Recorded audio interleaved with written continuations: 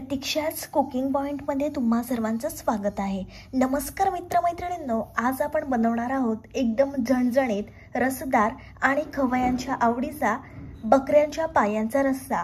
अगदी हॉटेल स्टाईलमध्ये पण घरच्या घरी। जेवणाची सुरुवात फक्त वासानेच झाली तर आजचा पायांचा रस्सा तुमच्या घरात अशी खुशबू पसरवेल की शेजारी सुद्धा विचारतील काय स्पेशल चाललंय। रेसिपी अतिशय साधी आणि सोपी आहे। व्हिडिओ तुम्ही शेवटपर्यंत बघा। तर चला लगेचच रेसिपीला आपण सुरुवात करूया। मी अशा प्रकारे गावठी बकऱ्याचे पाय घेतले आहेत। हे पाय आपल्याला 2 ते 3 वेळा स्वच्छ धुवून घ्यायचे आहेत। तुम्ही पहिल्यांदाच माझी रेसिपी बघता आणि अजूनपर्यंत चॅनलला सबस्क्राइब केलं नसेल तर जरूर चॅनलला सबस्क्राइब करा। फोडणीसाठी आपल्याला बारीक कापलेला कांदा घ्यायचा आहे। वाटण्यासाठी आपण अद्रक, लसूण, मिरची, कोथिंबीर याची पेस्ट घेतलेली आहे। छान आपल्याला बारीक वाटण वाटून घ्यायचं आहे। भांडं छान आपण गरम करून घेणार आहोत आणि मग त्याच्यामध्ये आपल्याला तेल टाकायचं आहे। तेल सुद्धा छान आपण कडकडीत गरम करून घेणार आहोत।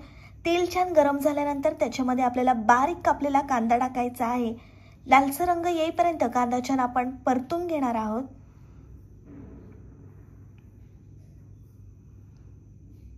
मस्त कांदा आपल्याला हाय फ्लेमवर परतून घ्यायचा आहे। तुम्हाला जर माझी रेसिपी आवडत असेल तर प्लीज लाईक करत जा। लाईक, कमेंट, शेअर आणि सबस्क्राइब हे सर्व विनामूल्य आहे।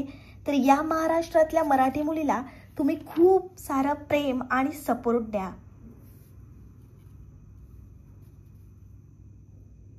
जोपर्यंत कांद्याचा रंग बदलत नाही तोपर्यंत आपण छान कांदा व्यवस्थित परतून घेतला आहे। कांदा छान परतून झाल्यानंतर त्याच्यामध्ये आपल्याला अर्धा चमचा हळद टाकायची आहे। 1 मोठा चमचा आपण मटन मसाला टाकला आहे। आणि पायांचा रस्सा म्हटलं की थोडा झणझणीतच भारी लागतो। आता मस्त थंडी पडली आहे आणि अशा थंडीमध्ये गरमागरम पायांचा रस्सा अप्रतिम लागतो।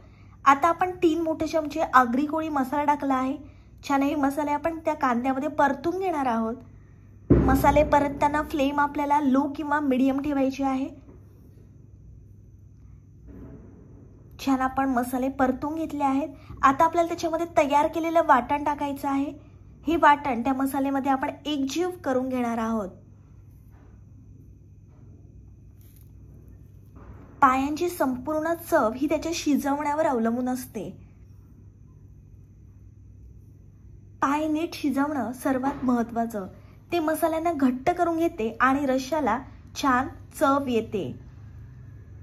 छान आपण वाटण आणि मसाले एकत्र करून घेतलेले आहेत। आता आपल्याला त्याच्यामध्ये स्वच्छ धुवून घेतलेले पाय टाकायचे आहेत। आपण गावठी बकऱ्याचे पाय घेतले आहेत। ग्रामीण भागामध्ये मस्त गावठी बकऱ्याचे पाय तुम्हाला भेटतील। छान हे पाय आपल्याला त्या वाटणामध्ये एकजीव करून घ्यायचे आहेत। कसा रंग बदलतोय पायांचा, हाच तो मस्त टप्पा आहे। थोडा संयम हवा हो, पण एकदा जर पाय शिजले ना की तुम्ही फक्त बोट चाटत राहाल। छान आपण एकजीव करून घेतले आहेत। आता आपल्याला त्याच्यामध्ये गरम पाणी टाकायचं आहे। पाय लवकर शिजण्यासाठी आपण गरम पाण्याचा वापर केला आहे। हे गरमागरम पाय वाडा भाकरी, पोळी किंवा जिरा राईस बरोबर आणि पाहुण्यांच्या चेहऱ्यावरचे एक्सप्रेशन बघा। ही पायांची अशी रेसिपी आहे की जी एकदा चाकली की चव विसरणं अशक्य। आता आपल्याला त्याच्यामध्ये चवीप्रमाणे मीठ टाकायचं आहे। पुन्हा छान आपण एकजीव करून घेणार आहोत। बघा मसाल्याचा रंग, वास आणि या पायांची चव तुम्हाला कुठल्याही हॉटेलात सापडणार नाही। छान मीठ आपण एकजीव करून घेतला आहे। आता कुकरमध्ये आपल्याला 5 ते 6 शिट्ट्या देऊन घ्यायच्या आहेत। कुकरमध्ये मी पाय टाकले आहेत। 5 ते शिट्ट्या घेतल्या आहेत। 5-6 शिट्ट्यानंतर कुकर उघडला आहे। अजून व्यवस्थित आपले पाय शिजले नाही, तुम्ही बघू शकता। कमी वेळात झटपट रेसिपी दाखवण्याचा मी तुम्हाला प्रयत्न केला आहे। तुमचा जास्तीत जास्त वेळ नाही घेतला।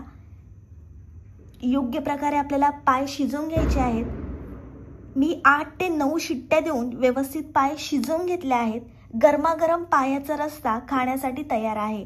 हा पायांचा रस्सा तुम्ही तांदळाच्या भाकरीसोबत खा, अप्रतिम लागतो।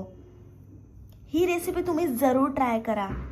माझी रेसिपी तुम्हाला आवडली असेल तर व्हिडिओला लाईक, कमेंट, शेअर आणि चॅनलला सबस्क्राईब करायला विसरू नका.